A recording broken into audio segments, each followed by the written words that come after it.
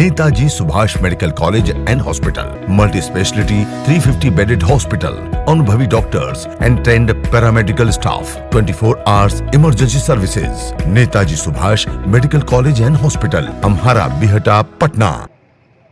देश में किसी पार्टी की सरकार नहीं है, देश में कंपनियों की सरकार है और कंपनी कभी भी बात नहीं करेगी। ये वही कंपनी है जो भूख के आधार पे देश में रोटियों की कीमतें तय करना चाहती है। जो गांव यहाँ रहता है, गांव में जो शहर में रहता है, वो भी बर्बाद हो।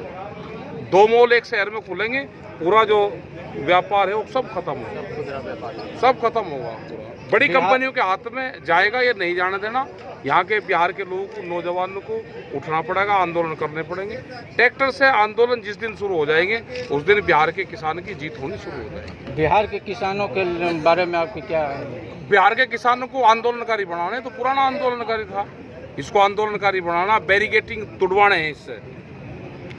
विधानसभा पे फसलें बिकवानी है, इसकी पुलिस थानों में बिकवानी है। जिस दिन ये पुलिस थाने में अपने पशुओं के साथ में जाना शुरू कर देगा, उनके साथ में गिरफ्तारी देनी शुरू कर देगा, अपनी फसलों को थानों में बेचना शुरू कर देगा, डीएम के वहाँ बेचना शुरू कर देगा, उस दिन बिहार के किसान का कुछ भला होना शुरू हो जाएगा। इनको आंदोलन करवाना है। बिहार के किसान को क्या संदेश देना चाहिए? बिहार के किसान से संदेश है कि अपनी फसलों को एमएसपी से कम पर ना बेचे, अधिकारियों को बतावे, पुलिस प्रशासन को बतावे कि ये भारत सरकार का रेट है, इससे कम पे मुझे नहीं बेचे। बहुत बहुत धन्यवाद। सर बताओ, हम थोड़ा सा हटाइए नीचे। बिहार के सबसे शोषित और दलित हैं। 1975 रुपया वाला गेहूं 1600 रुपये बेचने पर मजबूर हैं और बिहार सरकार एफसीआई के माध्यम से 2500 रुपये गेहूं खरीद करके और बिहार के पीडीएस दुकानों में बंटवाती है।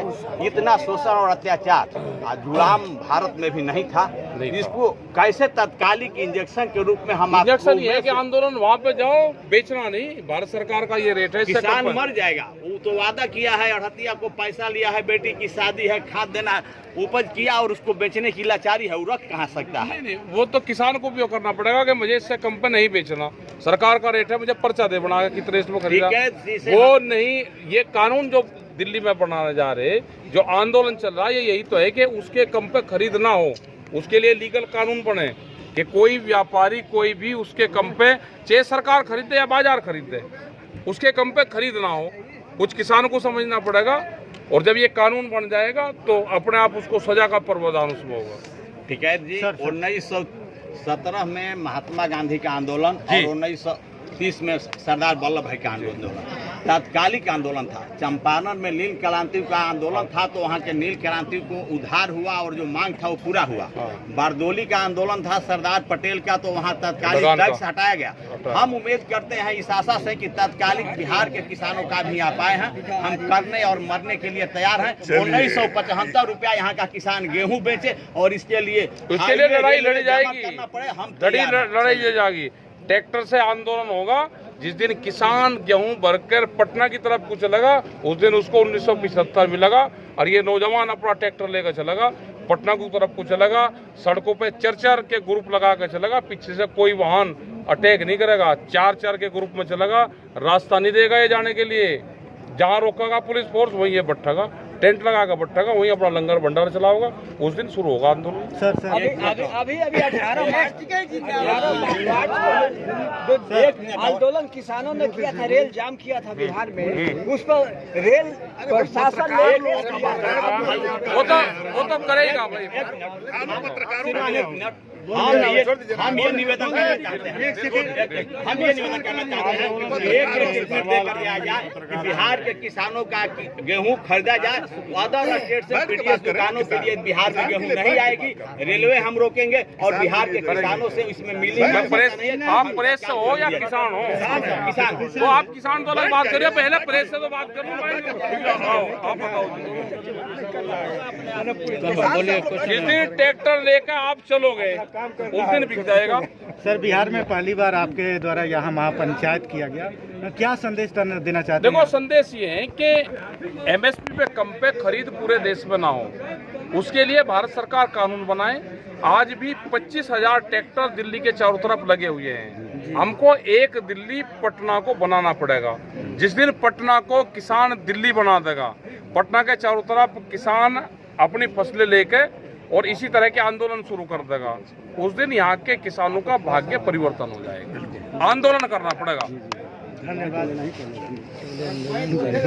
कैमरा और कलम पे बंदूक का पहरा है। उनको 4 महीने से भी ज्यादा हो गए, दिल्ली को चारों तरफ से घेर कर रखा है। जब पूरे देश की राजधानी गिरेगी, यह आंदोलन ऐसे ही खत्म नहीं होगा।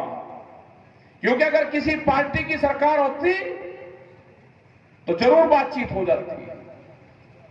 देश में किसी पार्टी की सरकार नहीं है, देश में कंपनियों की सरकार है और कंपनी कभी भी बात नहीं करेगी।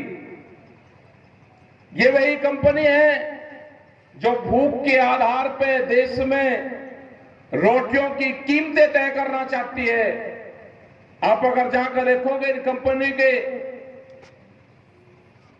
जो रेस्टोरेंट है, आप उसमें जरूर देखना, मैकडोनल्ड्स, KFC, जो बड़ी बड़ी फूड चेन है, उनके वहां पे जब शाम को भोजन वो पूरा बंद करते हैं ये अपना सेंटर। अगर इनकी क्लोजिंग रात को 9 बजे है तो 9 बजे के बाद में किसी को खाना नहीं देते, तो जो बचा हुआ खाना है ये अपने कर्मचारी को भी नहीं देते। ये इनकी जानकारी करी है इनकी हमने।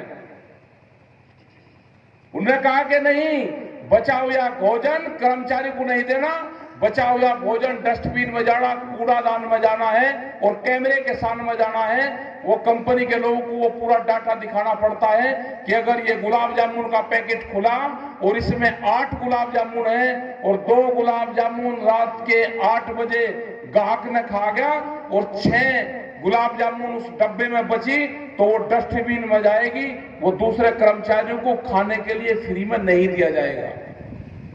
ये फूड चेन आएगी। हमको इसका विरोध करना है इसका।